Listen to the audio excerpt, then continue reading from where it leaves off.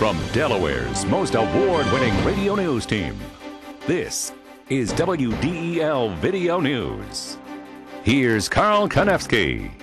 Among Delaware's top stories for Tuesday, April 17th, voters in the Brandywine School District go to the polls in less than a week to vote on a tax increase. Due dates won't be shortened, but the hours to return your library books will be. And it's a makeover for the pride of the Dover Air Force Base. Here are the details. Officials in the Brandywine School District are using the final days leading up to their school referendum as time to educate taxpayers. WDEL's Curtis Gray has the story. This locally produced video is aimed directly at you. Next Tuesday, it will be up to you on the question of a Brandywine School District referendum of more than $10 million.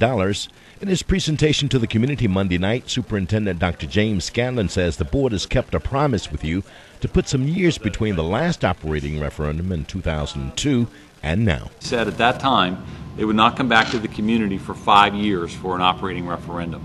And here it is 5 years later. 5 years goes pretty quickly. And we did that despite some economic things that we were not expecting. Those budget surprises included energy cost and funding that was given back to the state. Dr. Eugene McCoy, who lives in the district, has no reservations in his support for passage of the referendum. Increase in taxes is absolutely necessary. It is going to be used both to maintain the schools so that we don't have to do major renovations in the future, and so that'll save capital funds. This referendum will cost you a total of over $270 a year. I'm Curtis Gray, 1150 AM, WDEL.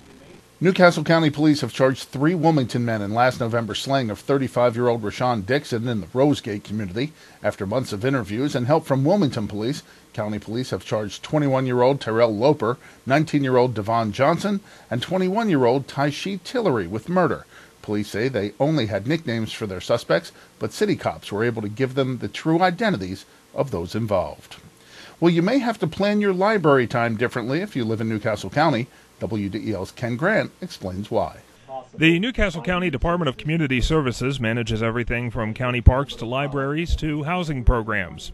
Department Manager Ann Farley says this year's proposed $18.9 million budget reflects efforts to cut spending across the board, including library services. We're proposing to close libraries on Sundays at 6 p.m. rather than at 9 p.m.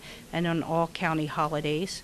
We will close the Brandywine Library Cafe, and those are our big reductions. And then we reallocated funds across the board. We did a 4% reduction in the number of library materials and books we'll be buying next year.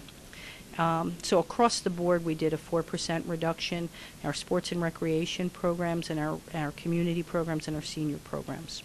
The department is also looking at reducing its full-time staff by 5 positions and charging entrance fees at places like Rockwood Mansion.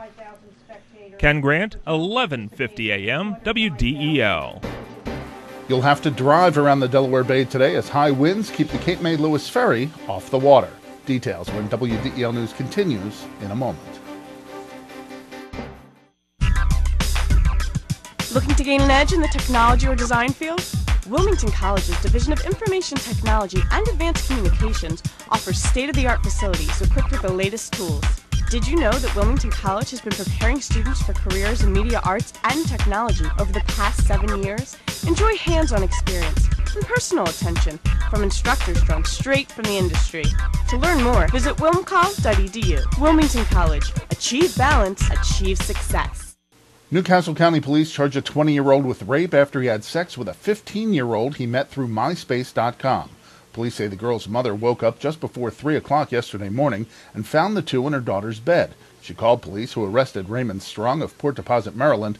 Police say the two met on the website and voluntarily agreed to meet at the girl's house.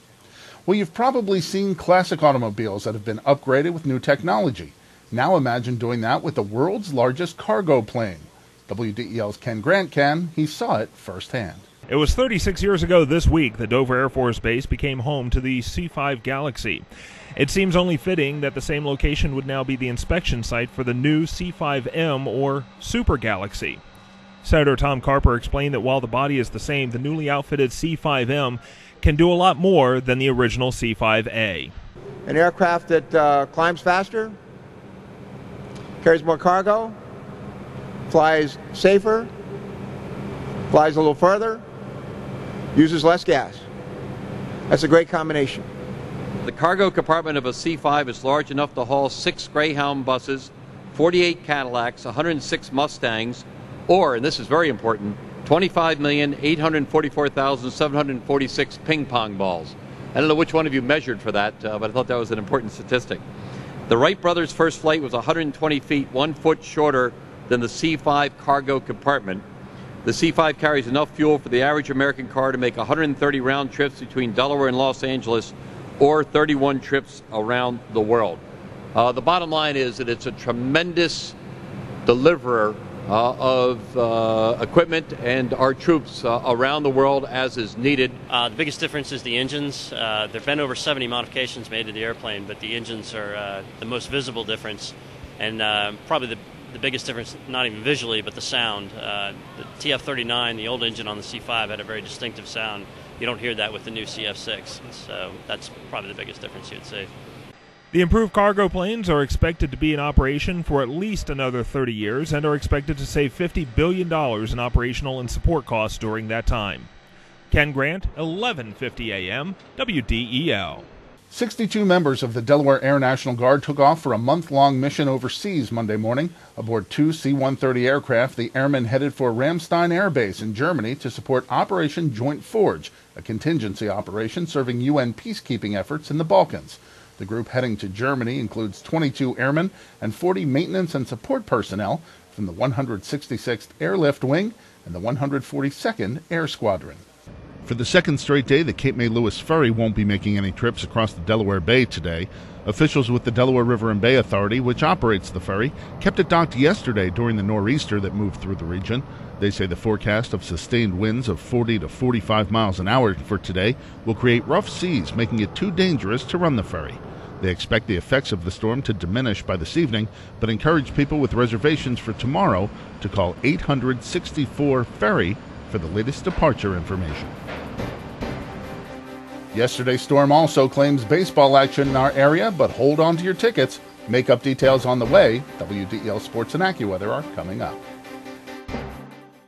Oh. Is everything okay, ma'am? Not really. I need to ride DART tomorrow to get to work, and I forgot to buy my DART card.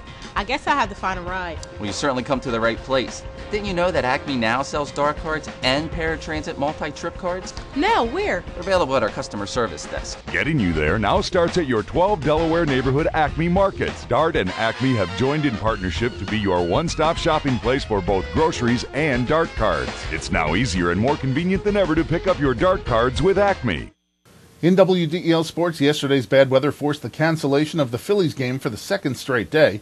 Monday's postponement against the Mets will be made up as the early part of a day-night doubleheader on June 29th. The game will start at 1:05. Sunday's rainout against Houston will be made up on April 23rd, an open date for both teams.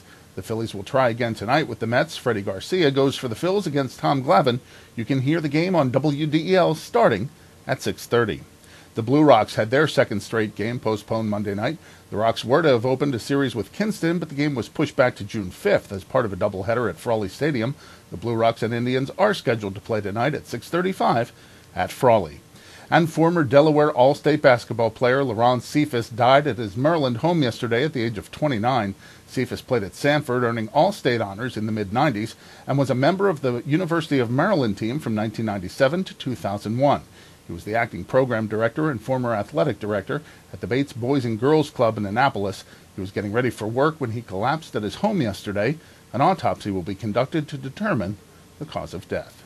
Your WDEL Delaware AccuWeather forecast. Cloudy with a shower or two today. Windy, too.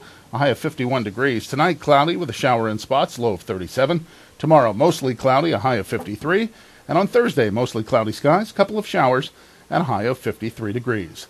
Get news updates throughout the day. Delaware's top stories at the top of the hour on 1150 AM WDEL or anytime right here at WDEL.com, including news video from Delaware and around the world from WDEL and the Associated Press. I'm Carl Konevsky in for Chris Carl. Thanks for watching.